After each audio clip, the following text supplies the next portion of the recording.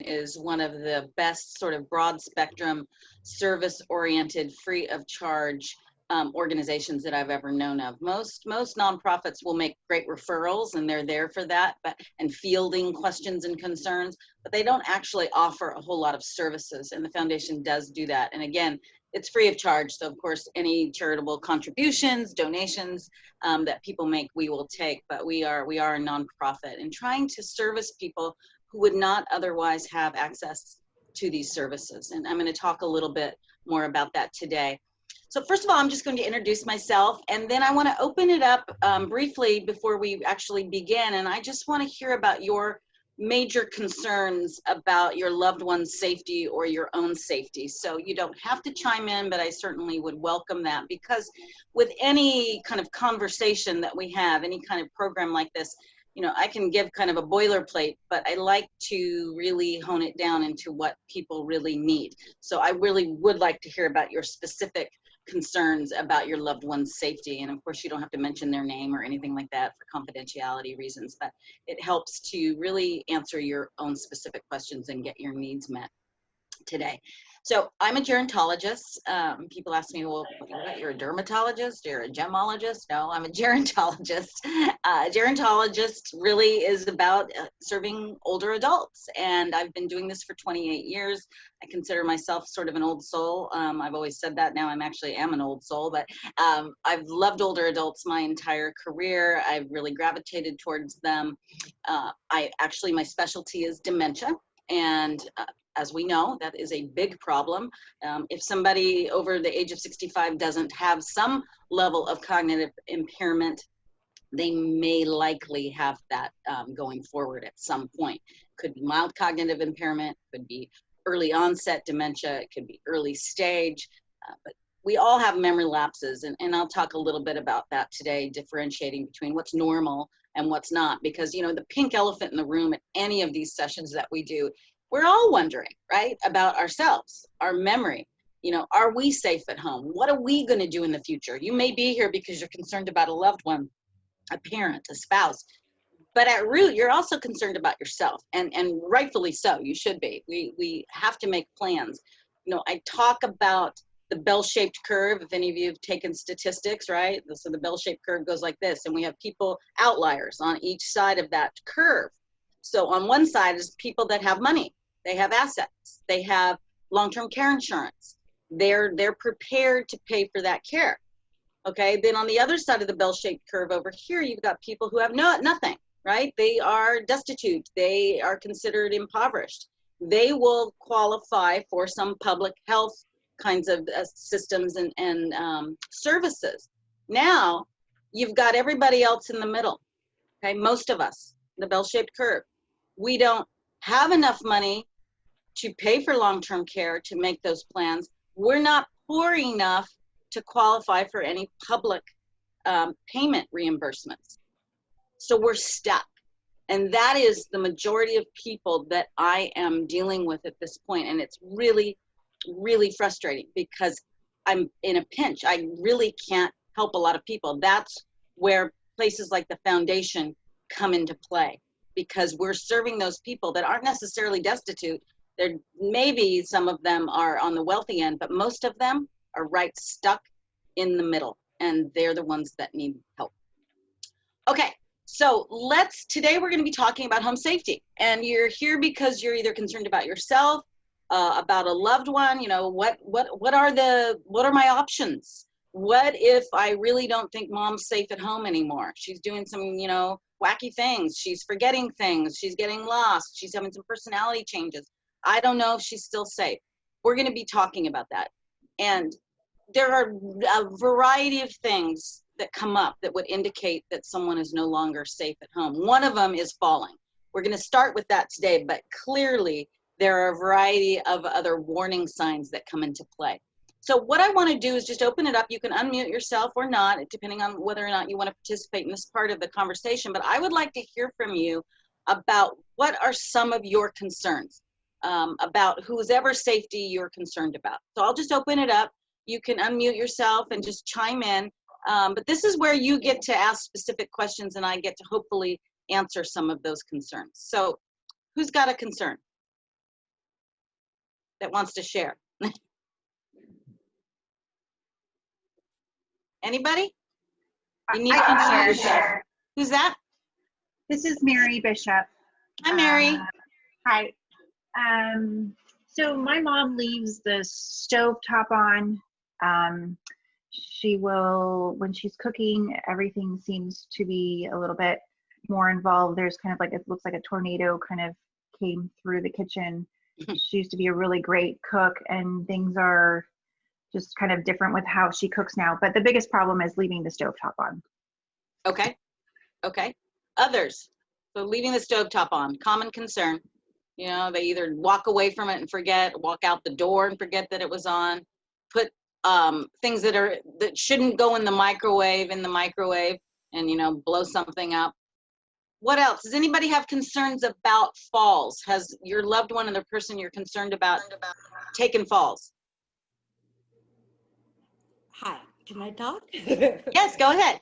Okay, I'm not going to turn on my video just yet, but Yeah, maybe raise your volume up, your audio a little bit, so I can hear you better.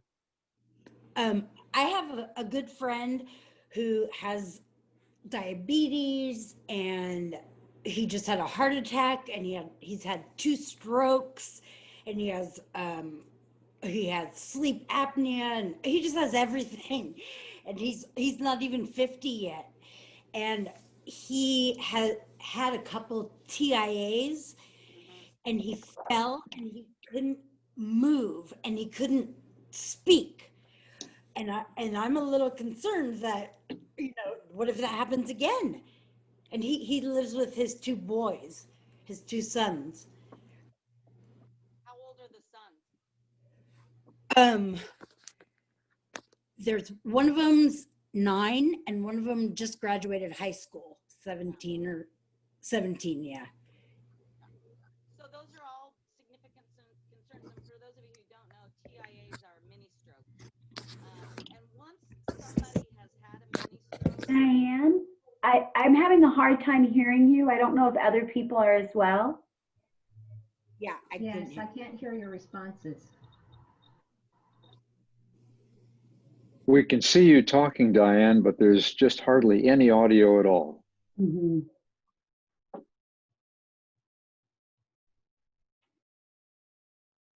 is that better? No, it's No. not. Okay. I don't know what's happening. How is that? You're still terrible. You're about 95% muted. We can hear you faintly in the background. Wow. Yeah, we can't hear either. Okay. I do not know what's happening. You know what I'm going to do? Let's try Michelle. You're working There, now. you're okay now. Your volume has slowly come up for some reason. That's really strange. How's it now? As I'm just talking. It sounds good. Sounds okay. All right. Michelle, if you're on, I'm wondering if it's the settings on, because you're the host. What? Michelle? I didn't change anything, so I don't know what happened. Okay. So how is it now? We're good. It's fine.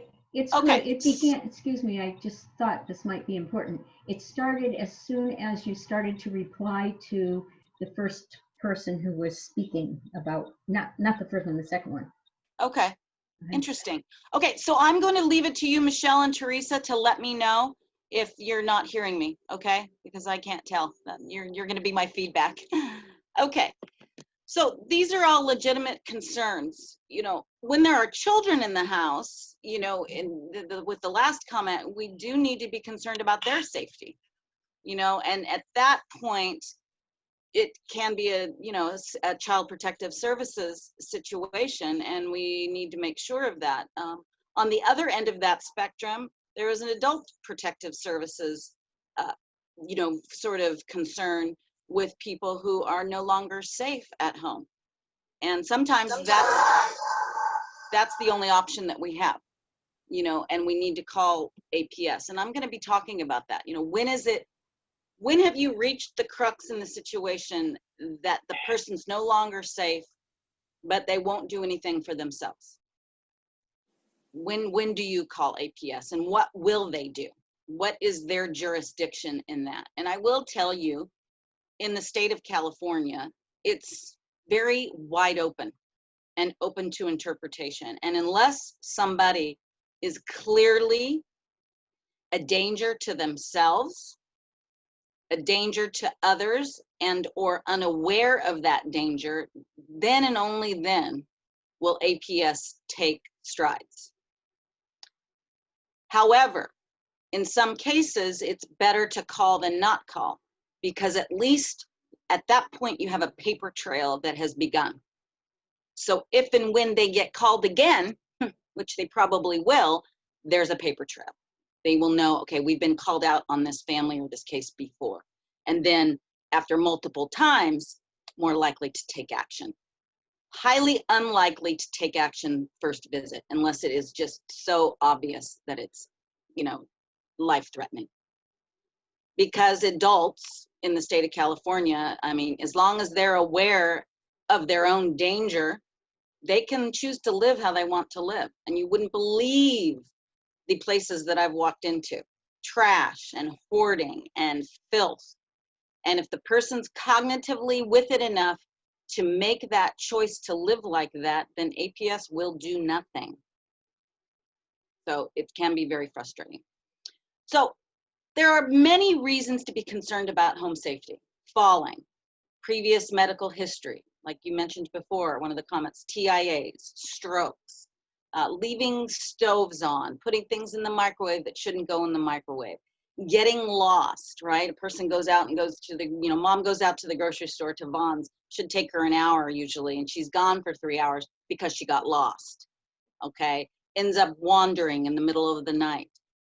These are all red flags, and generally these things don't get better by themselves. They get worse. One of the biggest safety concerns around older adults is falling, because falling at an elder, you know, a more advanced age is clearly more dangerous than when you're younger. Your bones are brittle. Either you're osteoporotic or you have osteopenia. It's easier to fracture. It's harder to recover. You know, once an older adult breaks a hip, even breaks an arm, breaks a clavicle, you know, there's usually surgery, and that, which means a stay in the hospital. Upon discharge from the hospital, there's usually a stay in a skilled, you know, rehabilitation center. Sometimes they come home, sometimes they can never come home, okay, because it's just the fracture has been so debilitating. So prevention is really where we want to focus. We want to prevent those falls from happening in the first place. You know, I'm 57, I'm still relatively young, but I broke my wrist last year, fractured my right wrist, and I'm right-handed. And I tell you, I cannot believe how it broke me. I mean, I really couldn't do anything. I couldn't drive, obviously. I couldn't work, I couldn't type, I could barely talk on the phone to get any work done. I was couched for 3 weeks until I got the full cast off and got a shorter cast on. I had to hire a caregiver. I live alone. Good thing I work in the industry and knew who to call, but I had to have a caregiver help me. So imagine being in your 70s, right? Your 80s and falling, and that's a life-changing event. You break a hip. I mean, that's, you know, people are out. So we want to prevent these things from happening.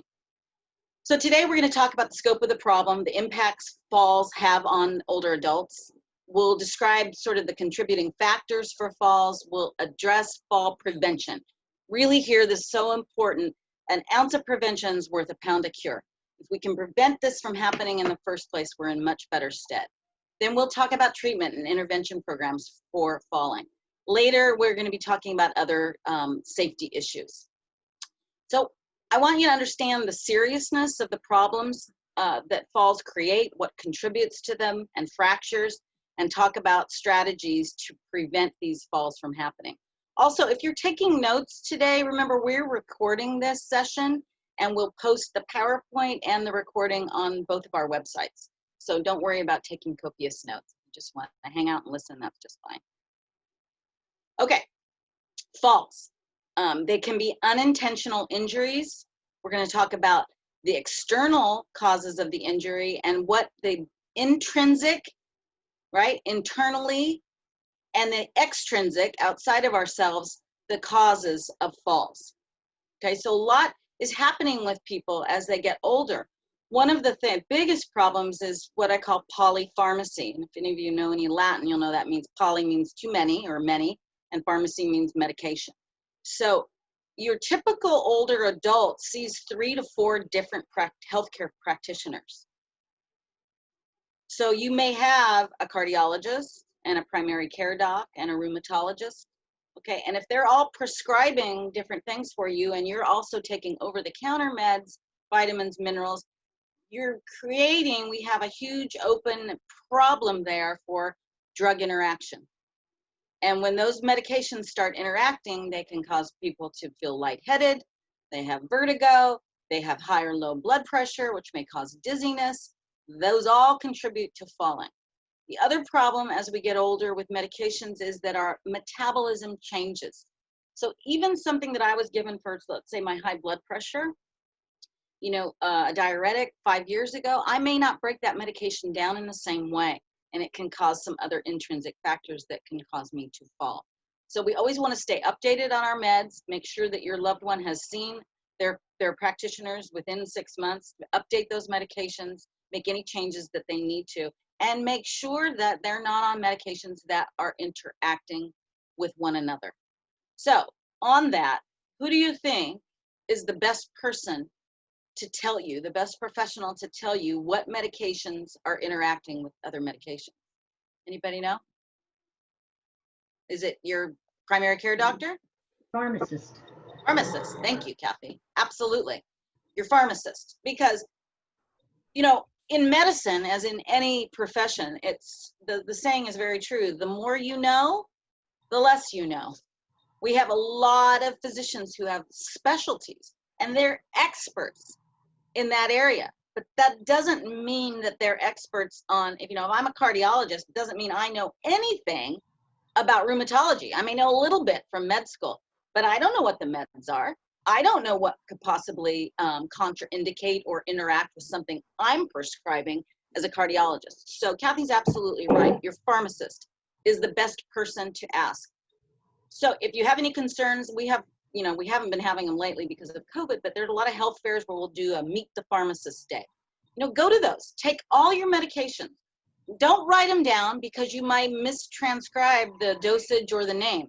Just pack them up in a shoebox or a Ziploc bag and take them to that Meet the Pharmacist Day. Or in lieu of that, you can call your pharmacy. You call CVS and say, hey, when is the least busy time of day that I can come in and have a few minutes with the pharmacist? And believe me, it won't take that person very much time to look at your medications and tell you what could be interacting with what. And that's not just your prescribed meds. That's also over-the-counter stuff. So bring in your vitamins, your minerals, all of that stuff. There's always, always, in anything that we take, a chance for contraindications, right? Or mixing of medications that causes problems. So make sure you take everything. All right. So how serious is the problem of falls? Very serious. And again, so you may be dealing with a parent who is living in the same house that they raised you in, okay? That house was probably perfectly safe 40 years ago. But now, even getting up and down the stairs can be a problem. I've had to move people out of their homes when they live in a 2-story place and they have no bedroom downstairs or no bathroom downstairs. And the stairs are just a hazard. It's just not a matter of if there's going to be a huge problem, it's just when. So reconfiguring the way your loved one, where they live. I'm very lucky. My parents live in a single level home, and that was bought purposefully, right? So that they could age in place. There are no stairs. There are other fall hazards that we're addressing, but there are no stairs. That doesn't mean even if your loved one has stairs, they can't stay at home. We just have to reconfigure how they use the upstairs and the downstairs. So what's the incidence of falls in the United States? I'll tell you, 1 of every 3 adults that is over the age of 65 fall every year. 1 in 3. That's a lot. And These falls, you guys, don't have to be huge, huge falls. It can be something so simple, like slipping on a throw rug, right? And it's just a little fall. That can cause damage and sometimes death. So it's the little things that you don't think about, right? For those of you who have raised kids, you know, I mean, I remember the battle I constantly had with my son about wearing a helmet when he was on his skateboard, right? Oh, Mom, I'm not even going that fast. I mean, even if I fall, it's not going to be that big of a deal. Well, it doesn't have to be a big deal, right? You can take a, you know, the small fall. And if you hit your head just in the right way, you can be toast. You can break something. All right, so what happens annually in the community, between 0.2 and 0.8 of the falls, in the hospitals, a little higher, long-term care, also per bed, 0.2 to 0.3 or 3.6. So we're seeing people fall, and it doesn't matter where they're at. Just because they're in a hospital or a long-term care facility doesn't make them immune from falls. And you should also know that if you're considering assisted living, which is not nursing home care, right? It's not skilled care. The ratios of caregivers to residents is usually 1 caregiver to 8 to 12 residents. What does that mean for you or your loved one? That you're not being monitored all the time. That's just not realistic, and that's not the way that those communities are set up and licensed to be. So there are still chances for falls. You know, we can put even bed alarms or warning alarms, so we know somebody's getting up, but oftentimes in an assisted living community, especially, by the time we get to them, they've already taken a fall. So just because they're in assisted living does not make them immune from this. Okay, so where are people most likely to fall? 10% happen in nursing homes, okay? Now, usually when you consider that, by the time someone's in a nursing home or a skilled nursing facility, they're probably pretty bedbound and really not very ambulatory. So their risk of falling is a lot less by nature that they're in skilled. Okay, 60% happen at home. 30% happen out in public. So look at that, 90% of the falls happen at home or in the community at large. So what are the consequences? Well, mortality. People can die. You fall and you hit your head in a certain way, you hit your brainstem, you know, you can be in a coma. You can cause, you know, brain death. Morbidity, so fractures are the biggest. Breaks, okay? We hope that when somebody falls that they have a clean break, which doesn't usually necessitate surgery. But for older adults, because of the osteoporotic nature of their bones and the age of their bones, their fractures are likely to be complex, which requires surgery, usually pins, something of that nature. And so the rehabilitation is much more significant. There are soft tissue injuries that can be done to muscles. Head trauma, again, doesn't have to be a huge fall. You know, you fall and you hit your brainstem in a certain way, you can cause death, you can cause brain damage, you can cause brain death. Joint distortions and dislocations. Here's a big one. This is more of an intrinsic factor, is loss of confidence. Fear of falling. Once you fall, it's always on your mind. You remember the rehabilitation. You remember the consequences. You remember how your life changed. And so you're less likely to take other risks. You're less likely, I've seen people go into a very significant depression. They don't want to go out and do things. They're afraid that they're going to fall. And so they restrict their activity, or their activity is restricted for them by the nature of the fall.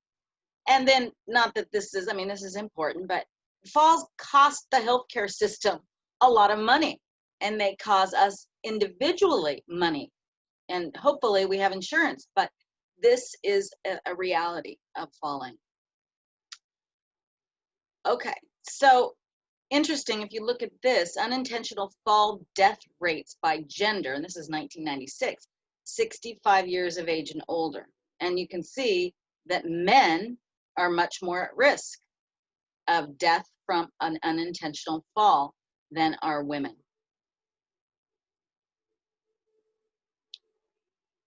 Okay, so with the fractures, 3% of all falls cause fractures. About 90% 85% of hip fractures in older people over 65 are the result of a fall. People who have a hip fracture are 5 to 20% more likely to die in the first year following that injury than for any other reason in the same age group. So this isn't something to be taken lightly. You know, I think a lot of people think, well, falling is not a big deal. Falling is a very big deal. Falling is a very big deal. And assessing whether your loved one is still safe at home or planning for your own aging in place, you really have to take into serious consideration how safe is that environment in preventing falls. Okay, so what are the common types of fractures? Forearm, wrist, like I had, okay? Spine fracture, hip fractures, either to the pelvis, the hip, or the femur, ankle fractures, upper arms, forearms, and the hand. Why? Because people brace themselves, right? That's what I did when I fell. I put my hands out and my right hand just snapped my wrist. So this is very common. Okay, so what happens psychologically to people? They lose their confidence, right? I remember after my fall for months, and I went to physical therapy and all that, and I'm a pretty physically active person, and I was scared. I'm a runner, I ran with a wrist guard for months. I was very careful when I travel a lot for work, you know, traveling, lifting my suitcase in the right way. I was scared. You people, especially older folks, tend to pull back on their activity level because they're afraid. And then that contributes to a sort of declining quality of life, right? We say that people, the best patients, honestly, for hip fracture patients for recovery are people who have dementia. Why? Because they forgot that they fall. They don't remember it. So they're not afraid, right, to get up and do the rehab and walk and they have other issues with it, but they don't remember. They don't have the fear.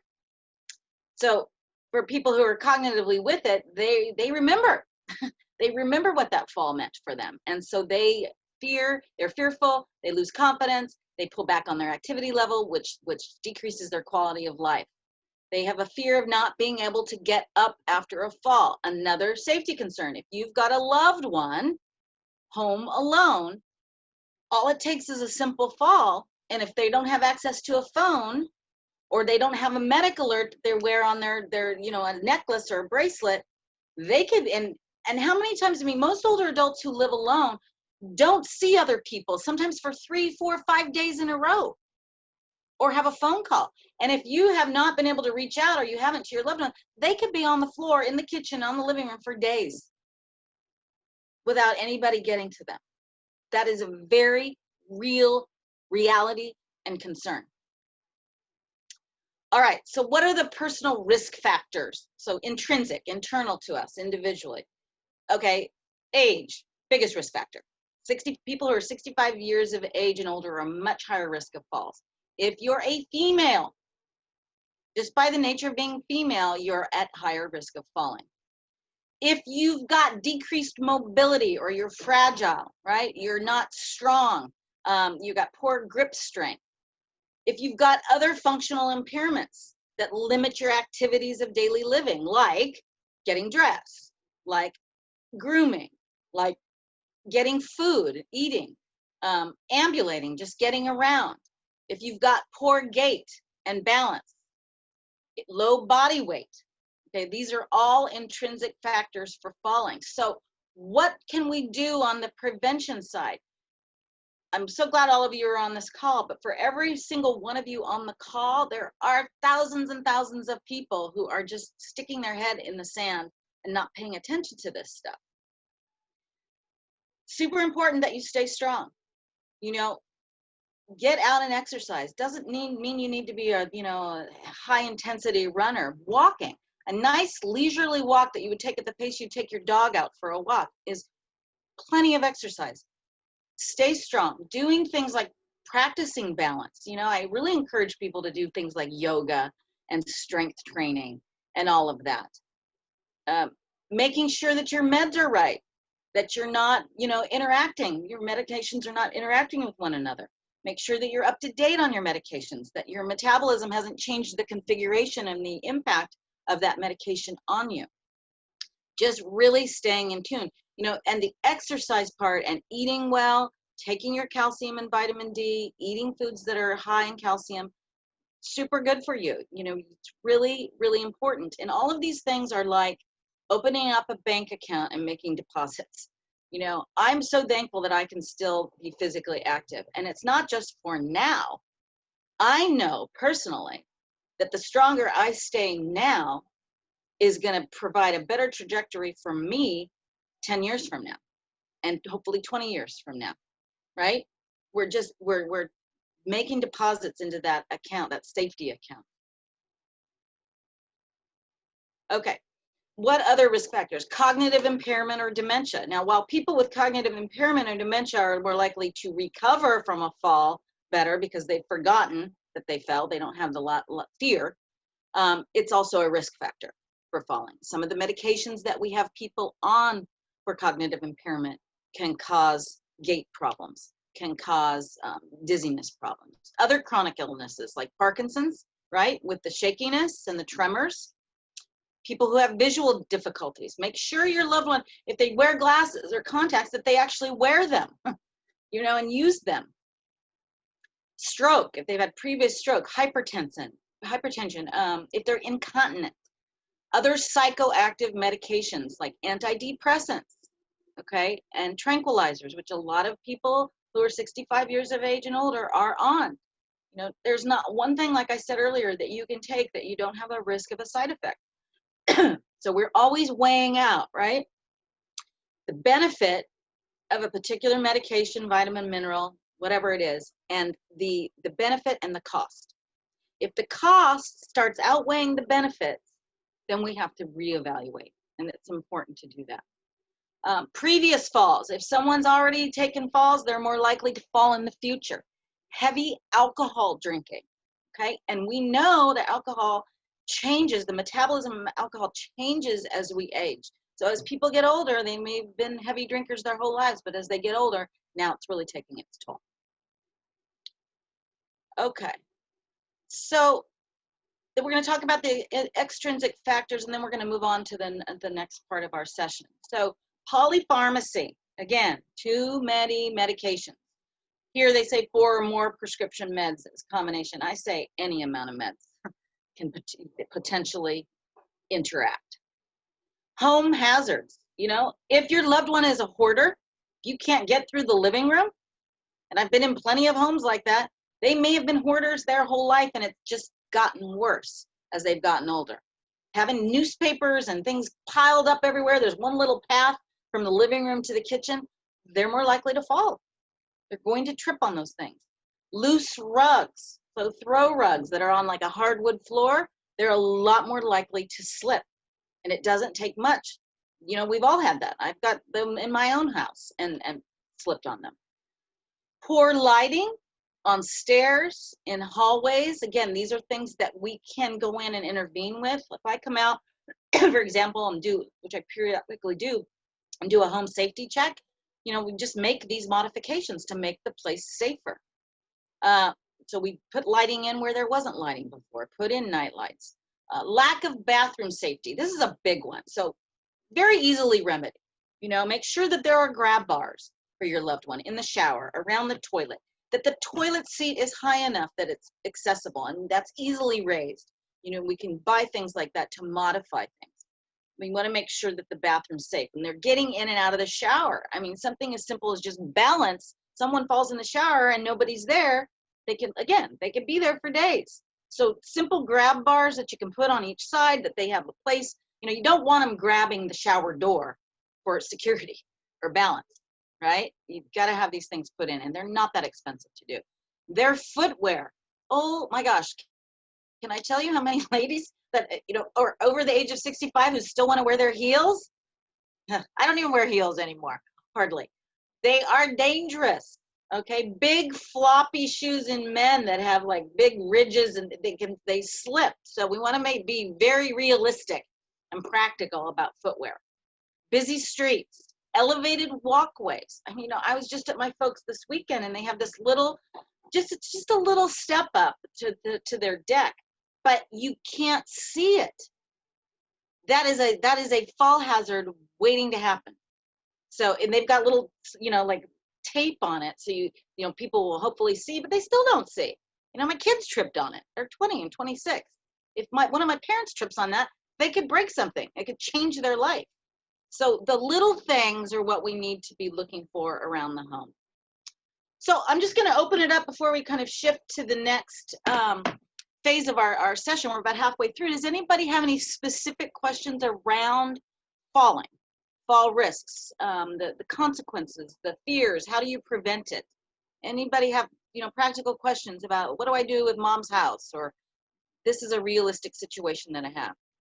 You can always, if you're not comfortable kind of sharing in the group, you can always put it in the chat and one of us will see it. So any questions, concerns? I'm curious, how many of you have fallen yourself? Teresa has, okay. I have. What kind of fall did you have, Teresa? I slipped on some mulch in my backyard and hurt my hip, and actually got a big hematoma in the muscle and just had to get x-rays. And have to start physical therapy now. It was just a silly thing. Yep. But it's easy. I did want to let everyone know, since we're talking so much about falls, that we can, for people who live in the greater Fallbrook area, Fallbrook, Rainbow, Bonsall, and Duluth, we do home safety assessments. So with an eye towards fall. So we can help kind of make sure some of these extrinsic environmental factors are taken care of, and in a home make recommendations, help with that. Our care advocates are really good at figuring out things that you might not think about, like someone's walker doesn't fit through the doorway into the bathroom. So therefore they're without assistance while they're in the bathroom, which is a big place for fall. So things like that, they're able to evaluate and help with. And we also loan out the durable medical goods that someone would need. So just something to keep in mind. Excellent. Yes. Thank you. Anybody else? I've also had some experience with falls. I've noticed that my balance is not that great. I'm 70. I just retired last year. And I see beginnings of things we've talked about. But I have a tendency to move quickly. All my life I've been doing multiple things. I'm not multitasking, but I'm doing several things at the same time and moving quickly. Yeah. And I was on a ladder. I was only on the first rung. I was helping somebody hang a door, and we were both moving fairly quickly, and I lost my balance, fell, and hit my head. And when I heard the part about your brainstem, that was like, whoa, my lucky, because it was very, I was fine. I didn't feel good for about a week, but I was fine. And I also notice at night when I get up from sleeping or nap, I don't have as good balance as I do after I've been up and around for a while. Yeah. So these, okay, really good. And the thing about your brainstem, Kathy, and to everybody, is that your brainstem connects your spinal cord to your brain. You mess with that, that's in charge of all your automatic functions, your blood pressure, your heart rate, your brain function, all of it. And it doesn't take a huge impact. You just hit it just in the right way, and you can cause irreparable damage. So, and then on the thing with multitasking, Kathy, and I think most of us do this, we are so programmed, so to speak, to move fast and do multiple things at one time. And we've been doing it for a long time and we don't think about it, but you really do need to slow down. When I broke my wrist, the surgeon told me, he said, the most common, you'll laugh at this, the most common fractures that I see are in women over the age of 65, and their injury was caused in some part when they were walking their dog.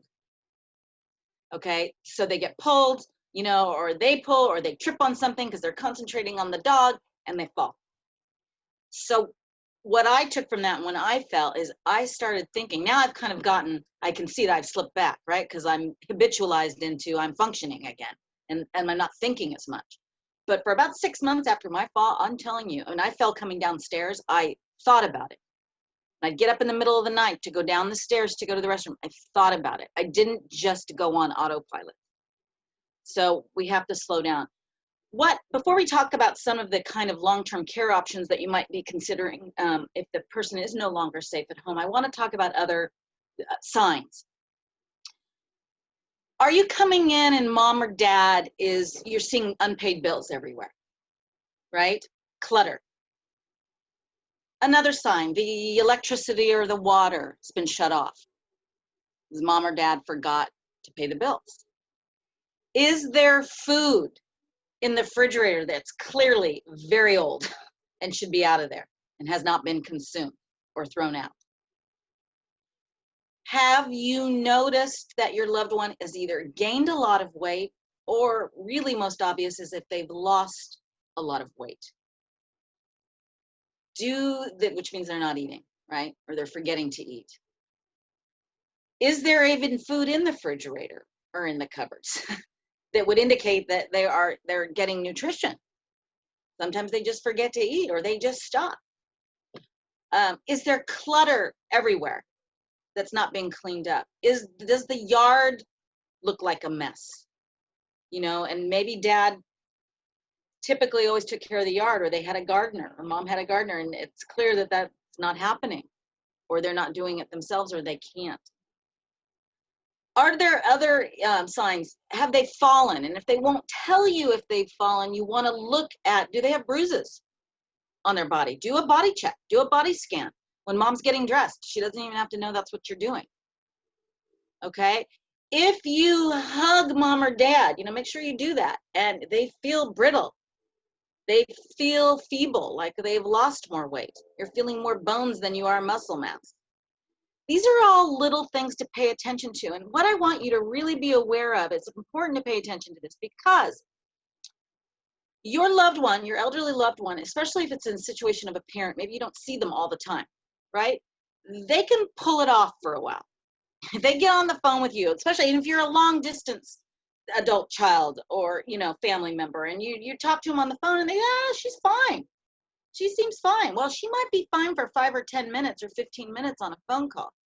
But if you were actually there in the environment and could see on a daily basis what's happening, you likely will get a completely different picture.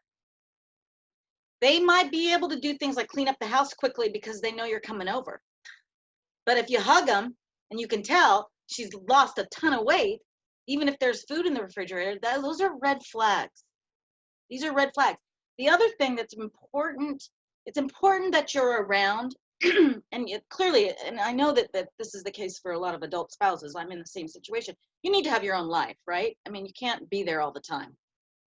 However, you do want to create a presence because older people are prime targets for elder abuse. And if there's a predator out there, and there are plenty of them, you guys, plenty. If they know that a particular older adult is not frequently seen by a family member or doesn't have a close circle of social support around them, they're prime target for either financial abuse, for physical abuse, for, you know, emotional abuse. You know, all of a sudden dad's got this great friend who takes him out for coffee. Well, who is this guy?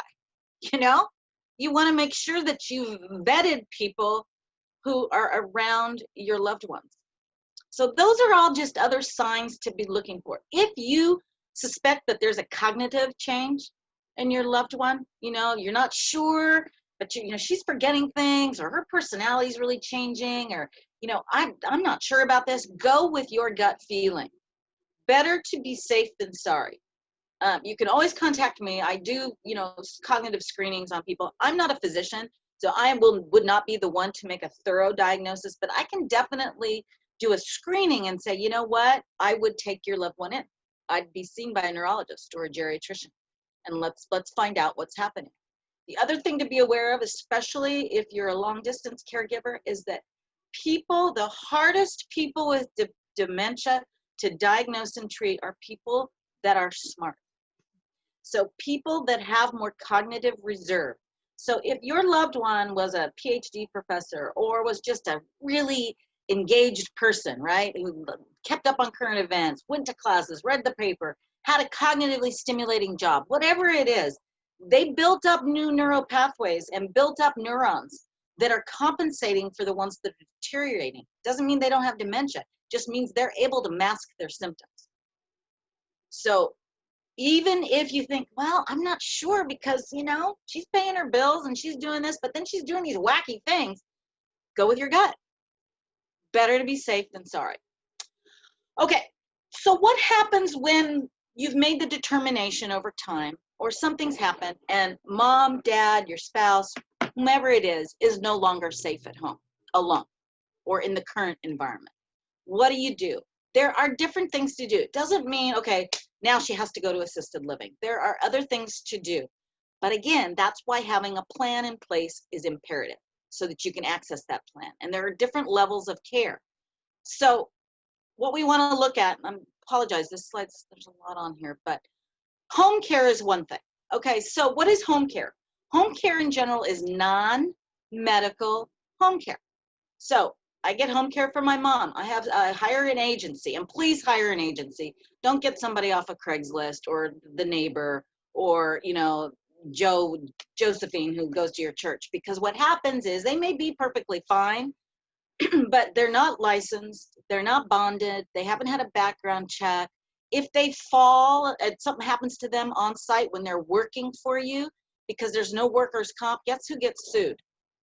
You or your loved one. And then there are a myriad of other problems with it. So go with a licensed agency. It's more expensive, I get it. Home care in San Diego averages about $30 an hour. Okay, you're not gonna get it for much less than that. And that's usually non-medical, although sometimes you can get medical home care, but usually it's non-medical. It's to help with activities of daily living. So I bring somebody in to help my mom prepare meals. Make her breakfast and lunch, and then make a dinner item and put it in the fridge. So all mom has to do is heat it up. Helps with some light housekeeping, straightening up, running errands, helping mom get in the shower because she can no longer do that by herself. All of those activities of daily living, getting dressed, the things that we take for granted, you guys, that become so difficult, cumbersome for people who are losing their abilities. So that can help keep them home longer. Now, what happens when they resist that? You know, I've yet to, I mean, I've had a couple of people who've just welcomed home care and said, yes, this is a great idea. Most are resistant to it. You know, your mom's probably going to say, absolutely, I don't want somebody in my home. I don't need somebody else doing this for me. I've done this my whole life, blah, blah, blah. And that, you know, that is very common. But the great thing is once they start having the help, I'm telling you, I loved having a caregiver. I would have kept her all the time. I mean, she went out and got my groceries. She drove me places. She cleaned my house, did my laundry. I mean, it was great. So that helps people stay home for a longer period of time.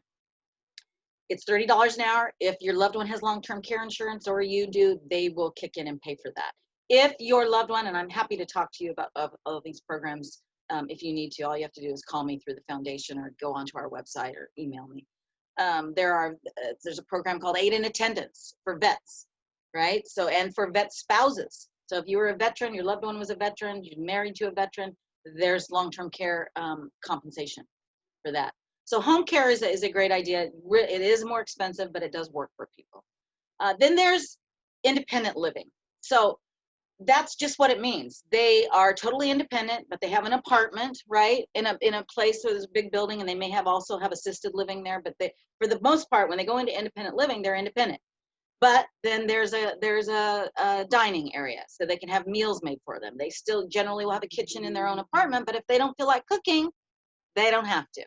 There are things like housekeeping, general stuff done for them. Even sometimes they will do their laundry. But there's no care because they don't really need the care, all right? They just need help with some of the ancillary things. The next level of care is assisted living. That's a subcategory of residential care. Now, they still may have their own apartment, but they have caregivers around going in and helping them with things like their activities of daily living, getting dressed, reminding them to get dressed, walking them down to the dining hall, helping with their grooming, whatever that they need help with, right?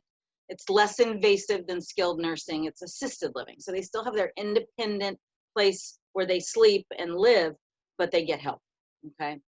And then the most, well, aside from being a hospital, a nursing home is the highest level of care. And usually we've got certified nursing assistants in there. There's health, feeding tubes can be done there, other more one-on-one healthcare, more people that are a lot more dependent, okay? So they could be not in the acute phase of their illness, but they require continued care. Then one other option that's not on this slide is adult daycare, which we have at the foundation called the club. And basically you can take your loved one there for, anywhere, whatever the hours that you decide you want to do. They get interaction, right? They have something to do. They have a routine. They have people that they can interact with, and you get a break, all right? Some people will combine that level of care, adult daycare, with some home care in order to keep their loved one at home. But the most important thing to consider, and this is going to be hard for us as caregivers to swallow, we don't want to, because we tend to think our loved one that needs care always comes first. And guess what? They don't. Have you ever heard of the oxygen mask metaphor, right? You get on the airplane and the flight attendant comes on and does their spiel, and they tell you, if you're traveling with someone who's dependent on you and we lose air pressure, we lose oxygen, whose oxygen mask do you put on first? Your own. Thank you, Bob. Your own. Because if you don't take care of you, there is not going to be anybody to take care of your loved one, right? And as caregivers, this is I tell you, I fight this all the time, is we have this thing in us. We tend to be pretty altruistic people and put other people's needs before our own. And then guess what happens? You all end up being my secondary patients because you get sick, right? If you think about it, something as benign as, okay, I have mild hypertension, right? And I take some medications for that. I augment my lifestyle, this and that. And now my mom is just driving me, I'm not functioning. Now my high blood pressure is skyrocketing. So a problem that was kind of in control and just low lying is creeping up on me. Now I can have a heart attack. I could stroke out. Okay, and this happens to our caregivers. So remember, if you are a caregiver, if you're considering these options, you must take care of yourself. If your loved one is still at home, please take action so that you can have some time for you. I know that if you golfed, let's see, Bob, are you a golfer? If you golfed 3 to 4 times a week, no, okay, well, I'm just going to make it up. Let's say you golfed 3 or 4 times a week. That's been your norm, your routine in retirement. And now your wife is sick and you can't get out 3 or 4 times a week to golf. Does that mean you should give up golf entirely? No, it's imperative. It's critical that you still do things that are part of you. So maybe you golf once a week. Okay. So you see, you've modified what you're doing, but you haven't eliminated it. So remember that. Put your oxygen mask on first. Be aware, if you need a fall risk assessment, call the foundation. Go to our website, Foundation for Senior Care. Is it .com or .org, Teresa? It is .org. .org. Okay. I'll put it in the chat. Okay, put it in the chat. And our phone number too, 723-7570, area code 760. We will come out and do an assessment. If you're considering home care, we can give you referrals to home care agencies. If you'd like to consider adult daycare, come visit us. We're open again, even with COVID. But take action. And the fact that you're here tells me you're taking action. You're at least considering what are my options, and when is it no longer safe for my loved one to be at home? Don't wait for that crisis to hit, because it's going to come. I guarantee you, either on your end, psychologically, emotionally, physically on your end, or on theirs. And then you're going to need to have a plan in place. And you, like I said, you might have that plan and you never enact any part of it. That's okay. You got it. And the thing about having the plan, I know once I did it, I felt like this weight had been lifted. Like, at least I have a tentative roadmap if any of one of these consequences happens to rear its ugly head. So Thank you for being here. I'd like to open it up. I know if you need to go, you need to go. We're a little over time, but if there are any questions, concerns, I'm a firm believer that you learn just as much from each other as you do from me. So if there's anything you want to share, question, comment, please just unmute yourself and chime in. How about to determine when to stop driving, or how to deal with someone who should and doesn't want to? Okay, so what does driving equate to us? What does it mean psychologically? Bob? Freedom. Freedom. Freedom. Freedom, independence, autonomy. You know, we don't live in New York City. We don't live in Boston, where the public transit system is, you know, commonplace and pretty well established. I mean, especially in Southern California, you need a car. So when we want to take the driving away, first and foremost, you want your loved one, if they're cognitively still with it, to be able to make that determination on their own, right? You're obviously coaching them, but if you come in and say, you're no longer driving, you're no longer safe, you have robbed them of that decision-making, that power, their self-respect.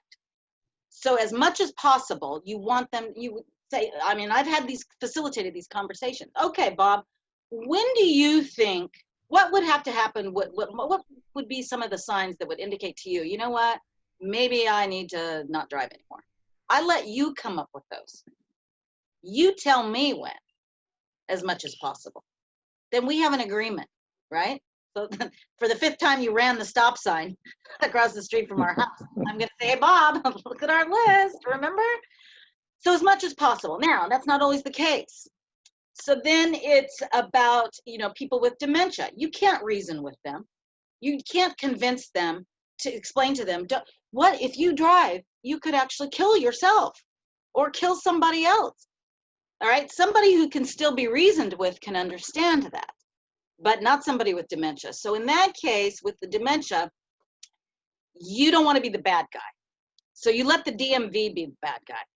You let the doctor be the bad guy. The doctor, and you can talk to the doctor separately on this, especially if he or she has already made a diagnosis of dementia. They are required by law to report that to the State Department of Health and Human Services, which in turn reports it to the DMV. Depending on what the actual diagnosis is, you know, is it early stage? Is it mild cognitive impairment? Is it advanced dementia?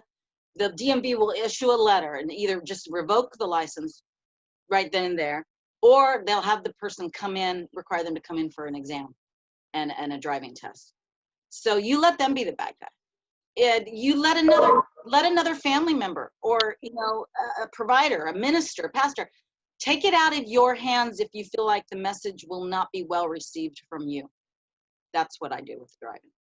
Let somebody like me, we're going to bring this gerontologist in. She just wants to talk to you about some safety issues. Let me be the bad guy. It'll be better received from me or somebody external to them. You know, even my own parents don't listen to me. I'm a gerontologist. I've been doing this for 28 years. I'm still their daughter. Other questions, comments? I hope that answered you. I know the driving's a hard one, Kathy. It really is. But the other point I want to say is, if you do take the driving away, don't take it away without putting something in its place. Yeah. So I've had families agree, okay, hey, Bob, we're going to sell the car, but all the money from the sale goes into your transportation fund. You can do what you want with it. You can take Uber, you can take Lyft, you can take taxi, I don't care. It's up to you, right? But put something in place, because mobility is a huge, huge thing with regard to our independence and our self-esteem. One thing that I thought you might want to add to your comments about alcohol is pot. Was that pot? Pot, marijuana. Yes. There's many of us coming through that have had the experience of doing it when they were younger, and now they want to do it when they're older, but they don't have the same cognitive abilities. And they think, oh, that they do. Yeah. Well, yeah. And now with it being legal and you can walk into a dispensary, anybody can. You're absolutely right. But it's still mind altering, guys. You know, all of that stuff is mind altering. It's going to impact you, and so, you know, I mean, I've seen it. I saw a gentleman with dementia who used to, before with the dispensaries and all that, his wife would come get him from assisted living, and they go home and get stoned. You know, they were products of the 60s and they like doing that. And yeah, he was actually very young. Anyway, he came back to the building one day, and because of the mind altering effects of getting high, this is a dementia unit, 2-story, locked, double pane windows, everything, got out of the window, jumped out of the window, broke, you know, on the cement, broke his clavicle, then got up, and the whole assisted living community, the dementia care unit, was all fenced. It was a secured building. He scaled the fence, and by the time they found him, he was like 3 miles away. So, yep. Okay, other comments, questions? I have a question for you. Yes. The question is this. My wife's folks are in their 90s. They live by themselves, far away. The mother has dementia, and she decided to give up her driver's license when renewal came about. She really hasn't driven much herself. The husband has always done all the driving. But now we have a second problem unfolding, because my wife's father now, his license renewal is coming up. He has poor eyesight. We don't think he's going to pass the eye test. So if he doesn't pass, what are we in for? How do we handle this? Because suddenly they're without any transportation. They have 2 cars. I guess they'd have to sell them. They'll probably opt to keep them. They want to keep everything as it was so that they can escape in case there's a fire. Right. But it's a very dicey situation, and we're going to have to, we can't convince them to move, but Are on they the in other town, hand, what do Bob? we do? No, Are they're they in 400 miles. They're 400 miles away, and they refuse to move. Okay. Refuse to go in to any assisted living. They just want to be independent. I think privately that they hope that they'll just die. But what happens instead in many, many cases that I've seen is that people are disabled instead. Yep. So I don't know what's going to happen if he loses his license, because that's their only freedom right now. Well, I mean, what I would consider, they're not going to move, so you can't help them yourselves, is, you know, I would hire a driver. I mean, I would hire, you know, you can just, that can happen in the form of, you know, calling. I mean, I work for a lot of home care agencies, and we just drive people sometimes. That's all they need. You know, it's kind of companion care.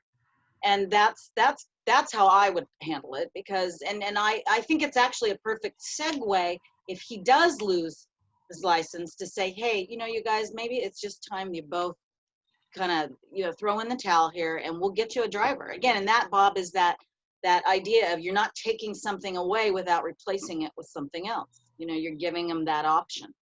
And then they can have the option. Maybe we sell just one of the cars, and that pays for the driver.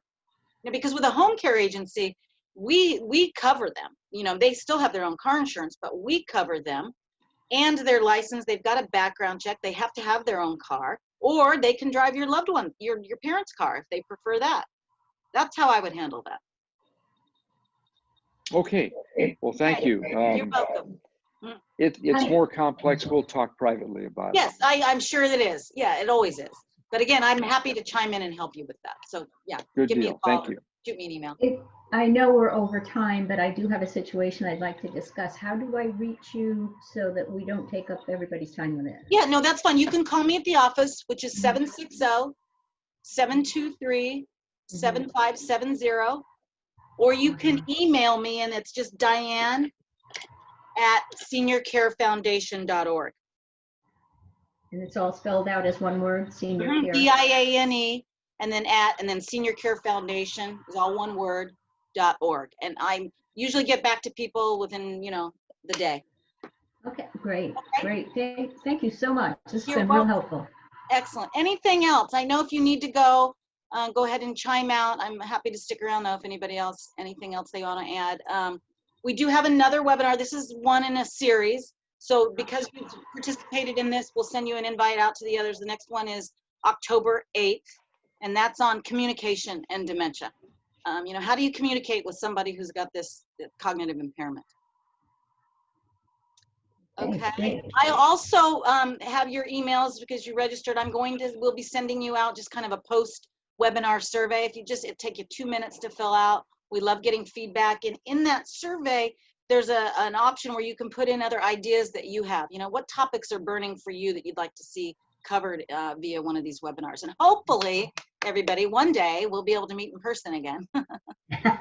You know when that's going to happen. Okay. Other Thanks a comments, lot. questions? Anybody? Just chime in if you do. Okay.